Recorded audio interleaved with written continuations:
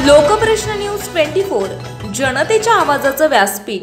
अनंत श्री विभूषित जगद्गुरु रामानंदाचार्य श्री स्वामी नरेंद्राचार्यजी महाराज दक्षिण पेठ नाणीज धाम यांचा दिनांक 6 ते 7 ऑक्टोबर 2023 रोजी संतनगरी शेगाव येथील गणेश प्रस्थ मंगल कार्यालय MSCB चौक खामगाव रोड येथे 2 दिवसीय समस्या मार्गदर्शन सोहळ्याचे आयोजन करण्यात आले होते।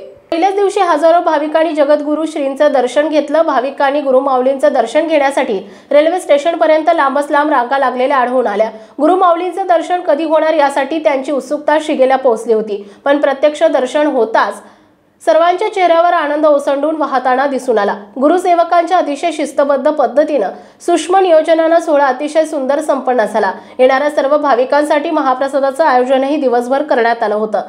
गुरुमाऊलींच्या दर्शनासाठी अमरावती, यवतमाळ, अकोला, बुलढाणा, वाशिम, नांदेड, हिंगोली, परभणी, नागपूर या जिल्ह्यासह महाराष्ट्रातील अनेक जिल्ह्यातून भाविक भक्तगणांची रीघ लागली होती। माऊली या सोहळ्यात आमचे प्रतिनिधी गंगाधर पडवळे यांच्याशी बोलताना म्हणाले की मी यांची समस्या सोडवत नाही, तर अध्यात्म आणि विज्ञान यांची सांगड घालून डोळे विज्ञानवादी ठेवून मन एकाग्र करून दिवसातून फक्त 10 मिनिटे भक्ती केली तर जीवन उत्तम जगता येते। त्याचबरोबर भक्ती हा मनाचा व्यायाम असून भक्ती केल्यामुळे निर्णय क्षमता योग्य बनून जीवनात योग्य वेळी योग्य निर्णय घेतल्याने जीवन सुजलाम सुफलाम बनते आणि आनंदी संसार होतो। त्याकरिता प्रत्येकाने आपल्या आवडीच्या देवाची भक्ती करावी असा सल्ला देतो। जो याप्रमाणे वागतो तो जीवनात सफल होतात, त्यांना माझा विश्वास येतो, म्हणून लोक मला देव मानतात। मी कधीच कोणाला गंडा, धागा, दोरा, मंत्रतंत्र, जादूटोणा करत नाही ना याचे समर्थनही करत नसून मी पूर्णपणे अंधश्रद्धेच्या विरोधात असून लिंबू, टाचण्या, गंडे, दोऱ्या ह्या निव्वळ बनवा बनवी असते। त्यामुळे माझ्याकडे आलात, माझ्यावर विश्वास ठेवा आणि श्रद्धेने मी सांगतो त्या पद्धतीने दिवसातून फक्त 10 मिनिटे भक्ती करा। स्वप्नातही कोणाचं वाईट चिंतू नका, पहा तुमचं कसं चांगलं होत नाही असं म्हणून सध्या ग्लोबल वॉर्मिंगचा प्रश्न खूप भेडसावत असून येणाऱ्या पिढीला तो हानिकारक आहे आणि माझ्या लेकरांना म्हणजेच भक्तांचे आरोग्य चांगले राहण्यासाठी यावर्षीपासून म्हणजेच माझ्या वाढदिवसाच्या निमित्तानं माऊली माहेर, सिमूर, गव्हाण, पाथरी, जिल्हा परभणी, नाशिक आणि मुंबई यात तुम्ही आटापिटावरून पायी दिंडीचं आयोजन करण्यात आले। त्याचं कारण म्हणजे सकाळी लवकर उठून पायी चालल्याने शुद्ध ऑक्सिजन मिळत असते, त्यामुळे ब्लड प्रेशर व्यवस्थित राहून वजन कमी होऊन शारीरिक कष्ट होऊन तब्येत चांगली राहते, आध्यात्मिक प्रगती होऊन पुण्य संचय होतो आणि माझी वसुंधरा या उपक्रमांतर्गत दिंडी मार्गावरील सर्व परिसर स्वच्छ ठेवण्यासाठी सर्वजण एकमताने काम करतात। त्याचबरोबर वृक्ष लागवून ते जगवण्यासाठी संदेश मिळतो। त्यातून वातावरणातील उष्णता, जल आणि आरोग्य या तिन्ही गोष्टींचा समतोल राखण्यासाठी उपयुक्त आहे। जर आज जल, जंगल आणि आरोग्य टिकवून ठेवू शकलो नाही तर येणाऱ्या पिढीला काय जबाब देणार असेही स्वामींनी आवर्जून सांगितले। या पायी दिंडीचे आयोजन करण्यात आले। सदरील दिंडी ही 21 ऑक्टोबरला नाणीज धाम येथे पोहोचणार आहे, तरी यात जास्तीत जास्त भाविकांनी सहभाग घ्यावा असंही सांगण्यात आलंय। यावेळी अनेक भाविकांनी आपापले अनुभव कथन केले। 2 दिवसीय समस्या मार्गदर्शन सोहळा यशस्वी करण्यासाठी पश्चिम विदर्भ पीठाचे पीठ प्रमुख कुंडलिकराव वाई भासे, पीठ सहप्रमुख देवेंद्र दलाल, पीठ व्यवस्थापक सुरेश मोरे, पीठ महिला निरीक्षक सौ लताताई चिंचोले, पीठ युवा निरीक्षक सतीश पादे, पीठ लेफ्टनंट जनरल प्रफुल्ल धोटे, पीठ गुरु सेवक प्रमुख सौ आरती वर्देकर, स्वागत कक्ष विभागातील सुधाकर मेहेसर, पीठ समितीचे अशोकराव धुमाळे, चंद्रशेखर टेंभेकर, अशोक गोंदाणे, वैभव बिसे, जिल्हा निरीक्षक गोविंद उपासे, अविनाश देशमुख, महेंद्र देशमुख, विनायक सवई, गणेश देशमुख, जिल्हाध्यक्ष कैलास डोंगरकर यांच्यासह पीठ समितीचे सर्व पदाधिकारी, जिल्हाध्यक्ष, हिंदू संग्राम सेना, युवा सेना, महिला सेना आदींनी मेहनत घेतली। मार्गदर्शन व व्यसनमुक्तीच्या माध्यमातून असंख्य लोकांचे संसार समृद्ध केलेत आणि आपली ख्याती जगभर आहे। यामागचं गुपित काय आणि आपल्याला एक संकल्पना कशी भेटली, आपण काय करता नेमकं?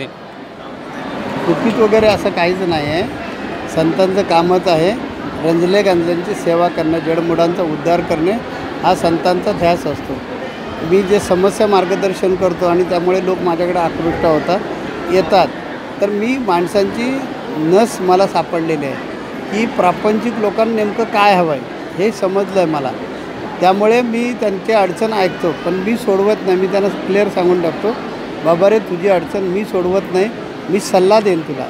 तुझे डोळे विज्ञानवादी ठेव, मन तुझं अध्यात्मवादी ठेव, बुद्धी वास्तववादी ठेव आणि अशा त्रिसूत्रीने जग, म्हणजे तू उत्तम प्रकारे जगू शकतो।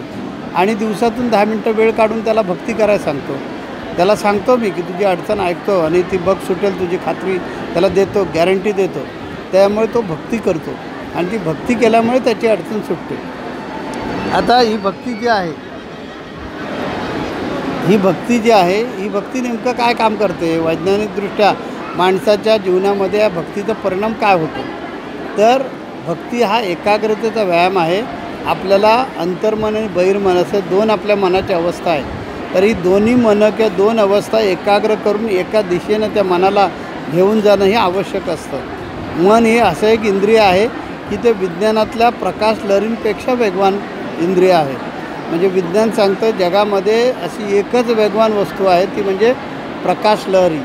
तर मन ही अशी गोष्ट आहे की त्याच्यापेक्षाही गतिमान हे आहे मन. आणि त्यामुळे त्या मनाला एक लयबद्ध घेऊन गेल्यास, मनाला एक विशिष्ट लयीमध्ये चालवल्यास हे मन फार मोठं काम करू शकतं. त्या मनामध्ये संयम आहे तो वाढला, जर समयसूचकता वाढली, प्रगल्भता वाढली, साधक विचार करण्याची क्षमता वाढली, नेतृत्व करण्याचे गुण वाढले, तर प्रत्येक व्यक्तीला आपले स्वतःचे निर्णय योग्य प्रकारे बिनचूक घेता येतील. मी तेच करतो की त्यांना तशा प्रकारचा व्यायाम देऊन त्यांच्या जीवनामध्ये त्यांना निर्णय बिनचूक घेण्यासाठी प्रवृत्त करतो. त्यांच्या जीवनातले निर्णय त्यांनी बिनचूक घेतले की ते म्हणतात मी सुखी झालो, खुश झालो, आनंदी झालो, आणि अशा प्रकारे त्यांना समाधान मिळतं. दुसरं त्याच्यात काही जादूटोणा काहीच नाही. उलट अंधश्रद्धा निर्मूलन हा माझा उद्देश आहे आणि या उद्देशासाठी आम्ही संपूर्ण भारत देशभर फिरतो. अंधश्रद्धा निर्मूलन झालं पाहिजे. डोळे माणसाचे विज्ञानवादी असले पाहिजे, बुद्धी त्याची वास्तववादी असली पाहिजे आणि मन त्याचं आध्यात्मिक असलं पाहिजे. त्या डोळे विज्ञानवादी, मन अध्यात्मवादी आणि बुद्धी वास्तववादी अशा त्रिसूत्रीनं माणूस जर गेला तर जीवनामध्ये 100% सुखी होऊ शकतो, आनंदी होऊ शकतो. यावर माझा ठाम विश्वास आहे आणि ते त्यांना सांगतो. त्याच्यामुळे लोकांना अनुभव येतो. आज महाराष्ट्राचा विचार जर केला तर महाराष्ट्रात असा कुठलाही तालुका नाही की त्या तालुक्यामध्ये आमच्या विचाराचे लोक नाही. आज माझ्या विचारावर प्रेम का लोक करतात तर त्यांना काहीतरी अनुभूती येते, प्रचिती येते. आता ही प्रचिती म्हणजे चमत्कार नाही आहे. याच्यामध्ये चमत्काराचा काय संबंध नाही. चमत्काराला आमच्याकडे धाराच नाही आहे. अनुभूती त्याला म्हणूया, म्हणजे स्वतःला समाधान, सॅटिस्फॅक्शन ज्याला म्हणतो ते मिळतं. मात्र त्याला का मिळतं तर जर संयम वाढला तर चंचलपणा जाणार, समयसूचकता वाढली तर बिनचूक डिसिजन घेता येतील, दूरदृष्टी वाढली तर भल्याबुराचा निर्णय घेता येतो. अशा अनेक गोष्टी या माणसामध्ये वाढतात, विकसित होतात. त्या ओरिजिनल असतातच, त्याच्यामध्ये फक्त सुप्त असतात. त्या डेव्हलप ह्या एकाग्रतेने करतो. ज्ञानेश्वर माऊलींचा एक अभंग आहे, माझेनी अनुसंधान विन स्नान संध्या जपोहोम ध्यान ते सर्वही अधर्म जान मदभजन ते नव्हे. म्हणजे स्नान, संध्या, जप, होम, याग, यज्ञ, पुरचरण काय पण करा, पण त्याच्यामध्ये तुम्ही जर एकाग्र नसाल, तुमचं लक्ष नसेल तर केलेलं व्यर्थ आहे. याचा अर्थ काय की जे काय करणार आहात ते एकाग्रतेनं करा. मग ही एकाग्रता का आवश्यक आहे? यासाठीच आवश्यक आहे की या मनामधला संयम, समजसूचकता डेव्हलप व्हावी. प्राचीन कालचे ऋषी हे थोर सायंटिस्ट आहेत, शास्त्रज्ञ आहेत. त्याने अनेक शोध लावले. म्हणजे आमचा सुश्रुत नावाचे एक ऋषी होऊन गेले. त्यांनी ऑपरेशन शोधून काढलं पहिलं आयुर्वेदामध्ये. तर त्याचं एवढं सूक्ष्म होतं, केसाची जी जाडी आहे त्याचे 1000 भाग केल्यानंतर जितकी सूक्ष्मता असते एवढं सूक्ष्म ऑपरेशन पहिलं त्यांनी केलं. आयुर्वेद जो आहे, आज ॲलोपॅथी ट्रीटमेंट जी आहे ती ज्याच्यावर आधारित आहे तो आयुर्वेद. हा आयुर्वेद आमच्या ऋषीमुनींनी चालू केला, आमच्या ऋषीमुनींनी सांगितला. वेगळ्या प्रकारचे शोध लागले. मग नक्षत्र असतील, दिवस रात्र असेल, त्याचं वेळापत्रक असेल किंवा वर्ष ऋतुकाल वगैरे ह्याचं वेळापत्रक, हे सगळं ऋषीमुनींनी शोधून काढलेलं आहे. आणि त्यामुळे अध्यात्म एक शास्त्र आहे. ते शास्त्रीय भाषेत समजून आलं तर लोकांमध्ये अंधश्रद्धा पसरणार नाही आणि लोक अंधश्रद्धेला बळी न पडता मन अध्यात्मवादी ठेवून विज्ञानाची कास धरून उत्तम प्रकारे जगू शकतो. माऊली, आपण अनेक उपक्रम राबवतात, त्यात एक नवीन यावर्षी तुम्ही उपक्रम राबवलात. 3 आपल्या पीठावरून पायी दिंडी काढलात. त्यामागचा उद्देश काय? आता काय संदेश द्याल? मराठवाड्यातून एक दिंडी निघाली, 28 सप्टेंबरला निघालेली आहे. 31 सप्टेंबरला दिंडी नाशिक पीठावरून चाललेली आहे. आमची पीठं जी आहेत ती भौगोलिक, महाराष्ट्राचे जे 6 भौगोलिक विभाग आहेत त्या प्रत्येक भौगोलिक विभागामध्ये एक पीठ आहे, म्हणजे आश्रम आहे. आता ही जी पीठं आहेत ही पीठ त्या जिल्ह्यांचं नेतृत्व करतात. मराठवाड्याचे 8 जिल्हे, 8 जिल्ह्यांचं ते पीठ आहे. नाशिकला 6 जिल्हे, त्या 6 जिल्ह्यांचं ते पीठ आहे. मुंबईचे 5 जिल्हे, त्यांचं ते पीठ आहे. असं महाराष्ट्रामध्ये 6 ठिकाणी आमची पीठं आहेत. आता तिथून हे पायी दिंडी चालले. 4 ऑक्टोबरला मुंबईची दिंडी सुरू झाली. तर अशा प्रकारे आता ती 21 ऑक्टोबरपर्यंत श्री क्षेत्र नाणीज या ठिकाणी आमच्या जन्मोत्सवानिमित्त ती येणार आहे. तर ते पायी दिंडीने येतात, त्यांच्यामधून अध्यात्म घडावं त्यांच्याकडून, त्याचबरोबर त्यांना शारीरिकदृष्ट्या व्यायाम व्हावा, ती हेल्दी व्हावे, त्यांचं निरोगी आयुष्य व्हावं, हा उदात्त हेतू आहे.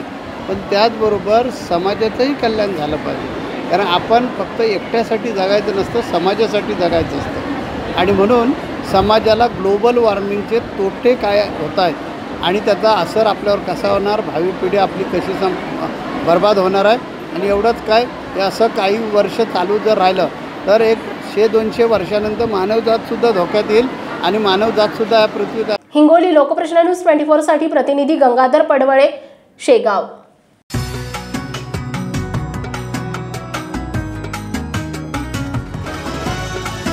लोकप्रश्न न्यूज 24 जनतेच्या आवाजाचं व्यासपीठ.